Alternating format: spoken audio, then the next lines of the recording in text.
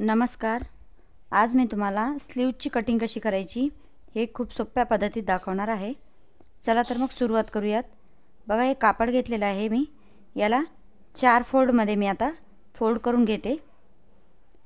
4 भाग करून घेतलेले आहेत याचे आता आपण फोल्ड करून। आता बंद बाजू माझ्याकडे घेते आणि खालच्या साईडला आता अर्धा इंचाची मार्किंग करून आपण खालची साईड शिलाई मार्जिन सोडून घेऊयात। आता हे पूर्ण इथून तिथून रेषा आखून घ्यायची। अगदी सोपी पद्धत आहे। हे नवीन शिकणाऱ्यासाठी खूप महत्त्वाचा व्हिडिओ आहे, तर व्हिडिओ तुम्ही पूर्ण पहा।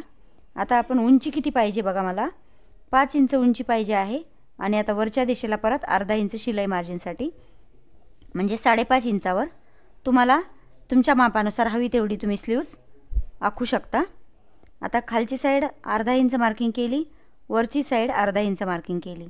आता आपण काय करूयात, इथं म्हणजे जिथं आपला मोंढ्याचा भाग असतो त्या साईडला कमी भाग असतो स्लीव्सचा, तर तिथं मी 3 इंचावर आखलेला आहे।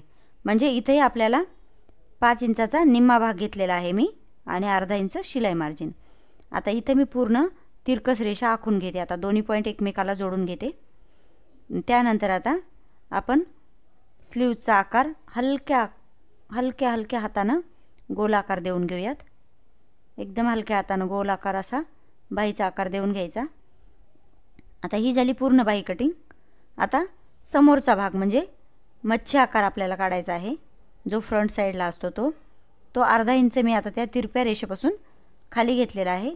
आता इथं 1 इंचावर मार्जिन करून मी तर इथून आता तो पॉईंट आपल्याला परत आता हलक्या हातानं जोडून घ्यायचा आहे। हे मच्छी कट म्हणतात। बघा, आता हे दोन्ही पॉईंट दोन्ही स्लीवचे झालेले आहेत। आता राहिला काय आपल्याला, आता आपल्याला आर्महोलची गोलाई जेवढी आहे त्या गोलाईनुसार आता आपल्याला इथं मोजून घ्यायचं आहे। बघा, आता हे मापाचं ब्लाऊज आहे, यावरती मी बघते आता आपला मोंढ्यातला भाग किती आहे तो आपण आखून घेऊयात। आता हे मापाच्या ब्लाऊजला सरळ केलेला आहे मी। आता त्यालाही जसं आपण तिरकस आखलेला आहे तसंच तिरकस मोजून घेऊयात। पेपर कटिंग केली तुम्ही तर त्यावरती जो आपण कटोरीच्या साईडचा भाग असतो तो मोजून घ्यायचा, किंवा मग मापाच्या ब्लाऊजवरती मोजून घ्यायचा। आता इथं 7 इंच निघालेला आहे, 7 इंचावर मार्जिन करून घ्यायची। आता दंडघेर बघूयात किती आहे ते। बरोबर 7 इंचावर मार्किंग करून घेतली मी। आता दंडघेर मोजून घेऊयात आपण। दंडघेर किती निघतो, 5 इंच आणि वरती 2 रेषा, बरोबर तेवढाच आपण दंडघेर आखून घेऊयात। आता या दोन्ही रेषावर मार्जिन करून घेऊयात आपण। तर ही झाली आपली स्लीव्स। आता शिलाई मार्जिनसाठी आता 1.5 इंचाची मार्किंग करून परत तोही भाग आपण आखून घेऊयात। अगदी सोपी आणि लवकर समजेल अशी मी स्लीव्स तुम्हाला कटिंग कशी करायची ते दाखवलेलं आहे। मग आता हे पूर्ण आपली बाही आखलेली आहे। आता कटिंग कशी करायची ते बघा।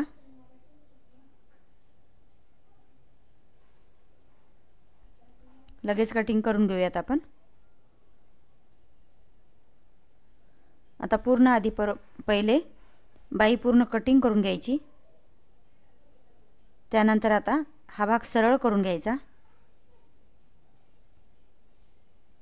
आता या 2 स्लीव्ज आपल्या एकसाथ कट झालेल्या आहेत। इथं जो मध्ये आहे शोल्डरला जोडायचा तो आपण थोडासा टच करून कटिंग करून घेतला आणि ह्या दोन्ही साईडला आता आपण मच्छी कट दिलेला आहे।